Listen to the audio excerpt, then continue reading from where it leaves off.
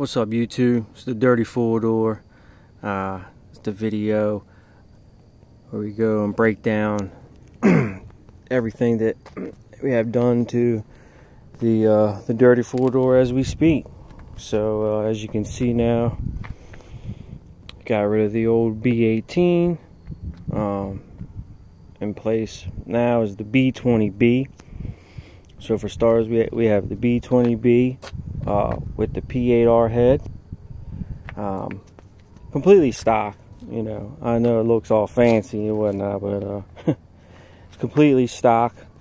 We have the hood exit custom one-off header. So all the mounts have been replaced. All the mounts are the 1320 mounts. That bracket there is the one that comes with the mounts. The trans bracket is innovative. The T bracket is actually Hasport. As you can see, that's a real street catch can setup with the two AN lines that go into the back of the block. Skunk 2 intake manifold, inline pro fuel rail with 310 injectors with the AEM regulator. Actually, I had to end up upgrading to the S2000 clutch master with the stainless line that has like the black coating on it, to the K-tuned slave cylinder, which is a really nice setup. Then I got the fuel line tuck that goes all the way around the backside. It's like some dude off of eBay that I bought his shit before. Actually, I ended up getting all his power and ground cables and stuff from him. So other than that, that's basically it. Just, you know, some G plus hoses,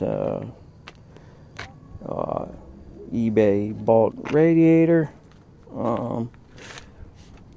It's not the Gates timing belt. It's like some knockoff with the blue, but it's held up.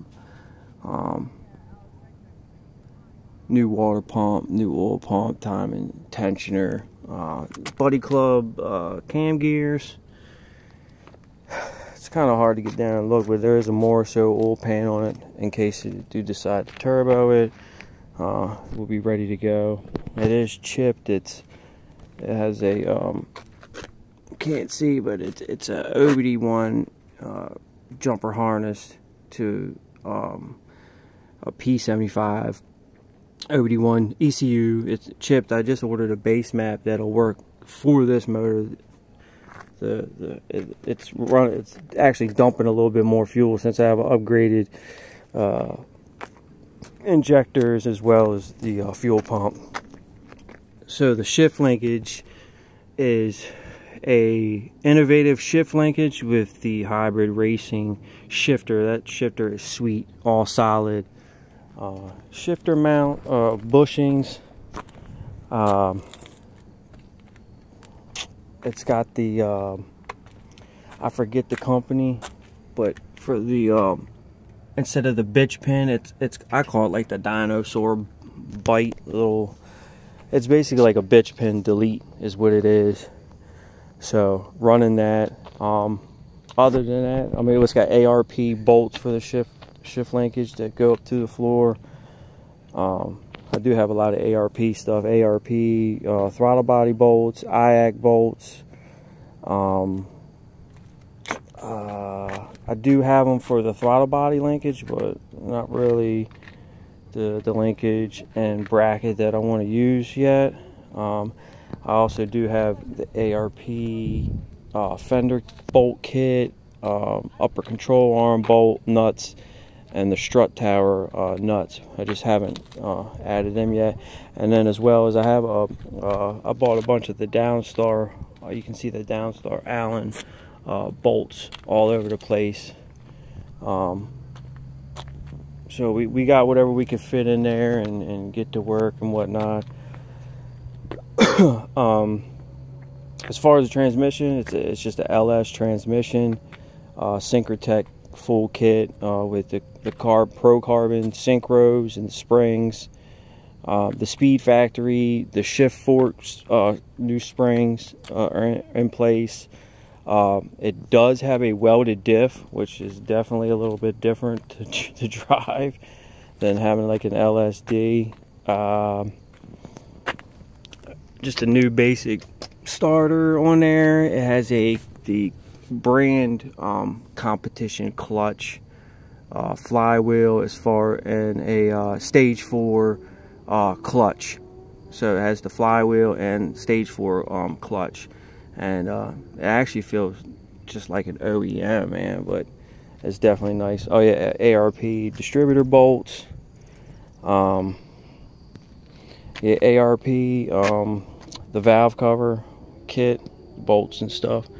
So, you know, it's all just little stuff that I added on to it, just to try to, you know, make it look a little nicer, trying to clean it up, you know.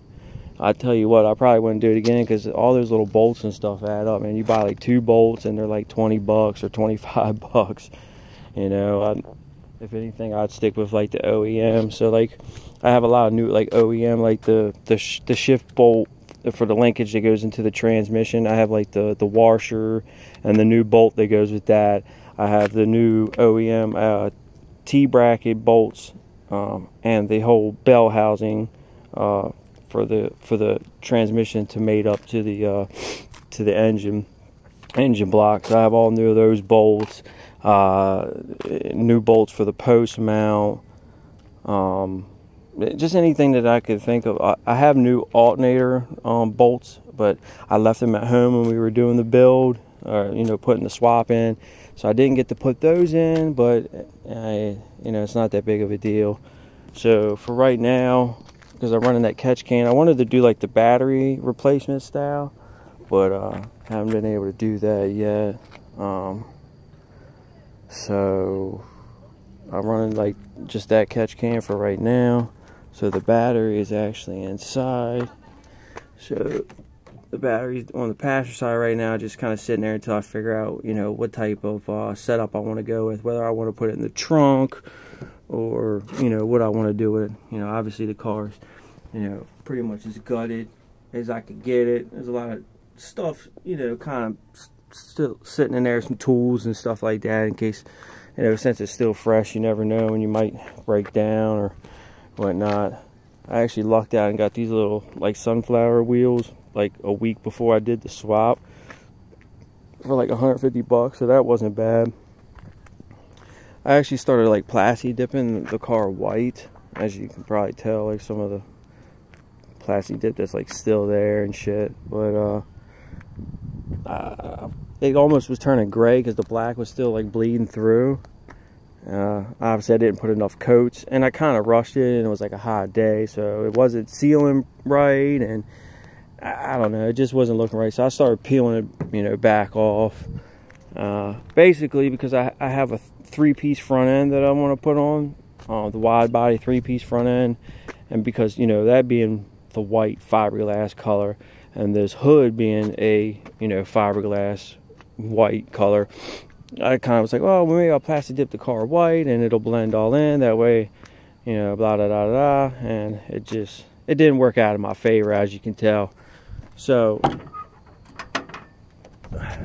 kind of upset that I had to cut a hole in the hood right there for the hood exit, but it's definitely pretty dope. I like it, you know. It's obviously turning partial of it black from the soot coming out. It's like a damn diesel rolling coal, but you know, just something different. It's a little louder than I'd like it to be, but I don't know, I just wanted to be obnoxious, and obviously I didn't have the money for the full exhaust right now, so I was like, you know what, I'll just run a hood exit for the time being, and we'll see where it goes from there. I mean, I basically built the car to be like a track car anyways,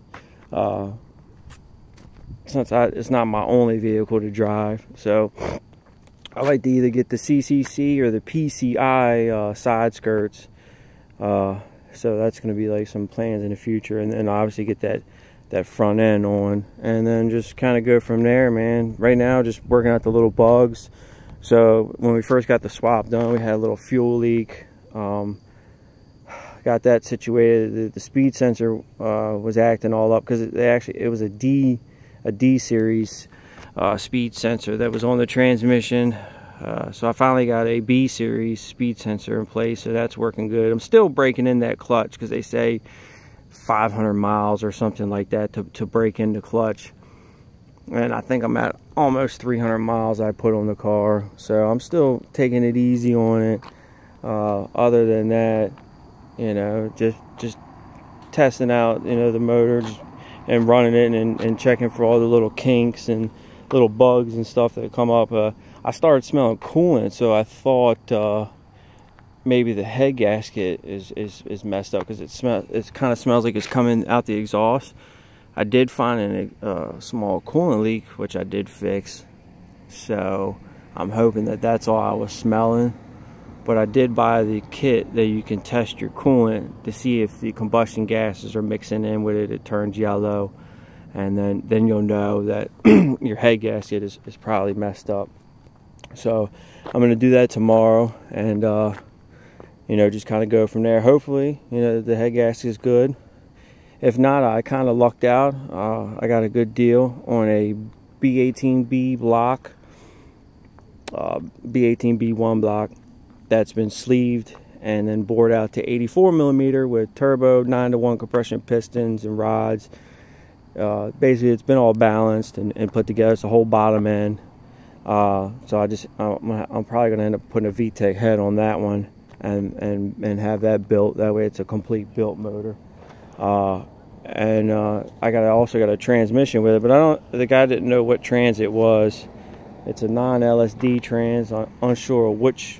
You know, I would say it's probably an LS for the deal that I got, even though he said he didn't know what it was. But we're going to open that up and figure out exactly which trans it is, and I'll probably just end up selling it to get some of the money back that I put out. That way, it still wouldn't, you know, be as much, you know, for the block that I bought, since I spent under $1,000, you know, just for those two, which is a hell of a good deal anyways. His machine shop work is not cheap. So that's kind of it so far. I just wanted to make a video of kind of like walking around the car and kind of talking to where we are with it. Obviously, when I bought the car, intentions was to buy either a B18 or B20 non-VTEC swapped 4-door turbo it and call it a day. Bought the car, ran into nothing but problems, had wiring problems. The other engine and transmission were junk. So I was just pissed off, and normally I would have just kind of gave up and said to hell with it, but I stuck with it, and luckily met some good people along the way. Was able to pick up some good parts, and we was able to get the swap done in a good matter of time. And I'm definitely pleased on the way that it's turned out so far.